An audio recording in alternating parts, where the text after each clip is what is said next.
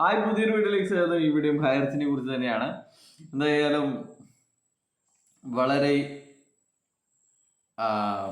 അല്ല എന്തോ കഴിഞ്ഞ ശനി ഞായർ ഞാൻ ആൾറെഡി പറഞ്ഞിട്ടായിരുന്നു. ഇന്നലെയും ഇന്നുമായിട്ട് ഭയങ്കര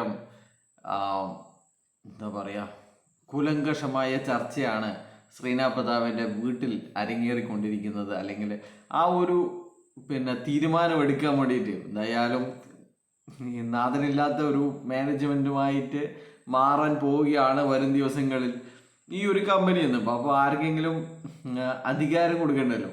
അപ്പോൾ അതിനെക്കുറിച്ചുള്ള ചർച്ചകളായിരിക്കാം ചിലപ്പോൾ അവിടെ അരങ്ങേറിയിരിക്കുന്നത്. എന്നാൽ അവിടെ നിന്ന് കിട്ടുന്ന ന്യൂസുകൾ വളരെ നിരാശപ്പെടുത്തുന്നതാണ്.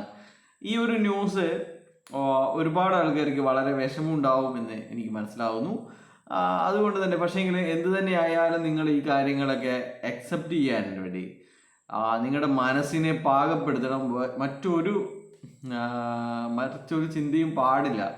നിങ്ങൾ ഈ ഒരു കാര്യങ്ങൾ മനസ്സിലാക്കാൻ വേണ്ടി അല്പം വൈകിയത് കൊണ്ടാണ് നിങ്ങൾക്ക് ഇപ്പോൾ ഒരു ബുദ്ധിമുട്ടുണ്ടാകുന്നത്.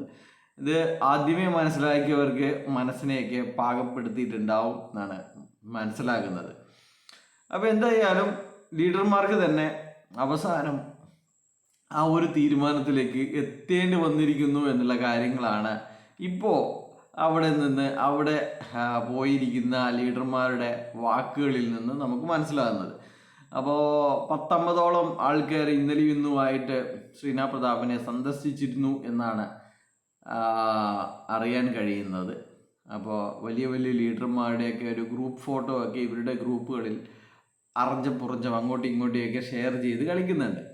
അതിൽ ടോട്ടല് 10, 25, 26 ആൾക്കാരാണ് ഉണ്ടായിരിക്കുന്നത്. അപ്പോൾ അതിൽ എടുത്തു പറയേണ്ട ഒരു കാര്യം എന്ന് പറയുന്നത് അതിൽ ചിരിച്ച മുഖങ്ങൾ വളരെ കുറവാണ് എന്നുള്ളതാണ്.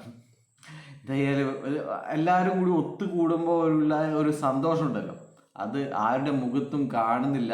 പ്രത്യേകിച്ച് ശ്രീനാഥ് പ്രതാപൻ്റെ മുഖത്ത് ഒട്ടും തന്നെ ഇല്ല എന്ന് വേണം കാര്യം. ഞാൻ ഒരുപാട് ഫോട്ടോസ് കണ്ടു, ഒന്നിലധികം ഫോട്ടോസ് കണ്ടു. സൂം ചെയ്ത് നോക്കി, ഒരു സന്തോഷവും കാര്യമൊന്നും കാണുന്നില്ല. അപ്പോൾ അത് തന്നെ കാര്യം എന്തായാലും പറ്റിച്ചു, കളവ് പറഞ്ഞു, സ്വരുക്കൂട്ടി വെച്ച കാര്യങ്ങളൊക്കെ കൈവിട്ടു പോകുന്നതിൻ്റെ ലക്ഷണങ്ങൾ ആ മുഖത്തുണ്ട്. ഒരു ഡയലോഗ് പറയാൻ വേണ്ടി എനിക്ക് കിട്ടിയില്ല.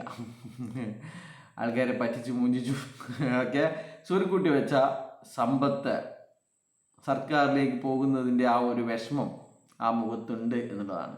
അപ്പോൾ ഇന്ന് അറിയാൻ കഴിഞ്ഞ മറ്റൊരു കാര്യം എന്ന് പറയുന്നത്, ഒരുപാട് ലീഡർമാർക്ക് ഈ ഒരു വിവരം വന്നപ്പോൾ ചില ആൾ പങ്കുവെച്ചതാണ്, ഇതൊക്കെ നമുക്ക് അറിയാമായിരുന്നു, ഇവർ നമ്മളെ പറ്റിക്കുകയായിരുന്നു എന്ന് ഇപ്പോൾ വലിയ വലിയ ലീഡർമാരെ പങ്കുവെക്കുന്നുണ്ട്.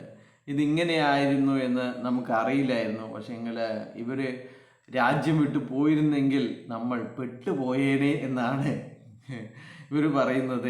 ഈ കുറ്റം തേച്ച് നമ്മുടെ തലയിൽ വന്നേനെ. അപ്പോൾ രാജ്യം വിട്ടു പോയി കഴിഞ്ഞാൽ ED ഒക്കെ വളരെ സ്ട്രോങ് ആയിരിക്കും മറ്റു ലീഡർമാരുടെ നേരെ നടപടി എടുക്കുന്നത്. അപ്പോൾ അതൊന്നും ഉണ്ടായില്ല. എന്തോ ഭാഗ്യം കൊണ്ട് ഇവരെ തന്നെ നമുക്ക് പിടിച്ചു കൊടുക്കാൻ വേണ്ടി സാധിച്ചു, MD പിടിച്ചു കൊടുക്കാൻ വേണ്ടി സാധിച്ചു എന്നുള്ള കാര്യമാണ് അവർ പറയുന്നത്. എന്തായാലും നിങ്ങൾ രക്ഷപ്പെട്ടിട്ടൊന്നുമില്ല എന്നുള്ള കാര്യങ്ങൾ ഓർക്കുക. നിങ്ങൾക്കെതിരെയും നടപടികൾ വരുന്നുണ്ട് എന്ന് മാത്രമേ പറയാനുള്ളൂ. അപ്പോൾ ദുഃഖകരമായുള്ള വാർത്ത അത് എന്താണ് എന്ന് നിങ്ങൾ ഊഹിക്കുക. ഇനിയിപ്പം നിങ്ങൾക്ക് അറിയില്ലെങ്കിൽ ഞാൻ പറയാം. അതുകൊണ്ട് ഒരുപാട് ആൾക്കാർ ഇതൊരു വൈകിയ വേളയായതുകൊണ്ട് നമുക്ക് രാവിലെ പറയാം ആ കാര്യങ്ങൾ. എന്ന് വെച്ചാൽ ഈ വീഡിയോ കണ്ടിട്ട് വേറെ ആരും ഒന്നും ചെയ്യണ്ടല്ലോ എന്ന് വിചാരിച്ചിട്ട് മാത്രമാണ്. ബൈ.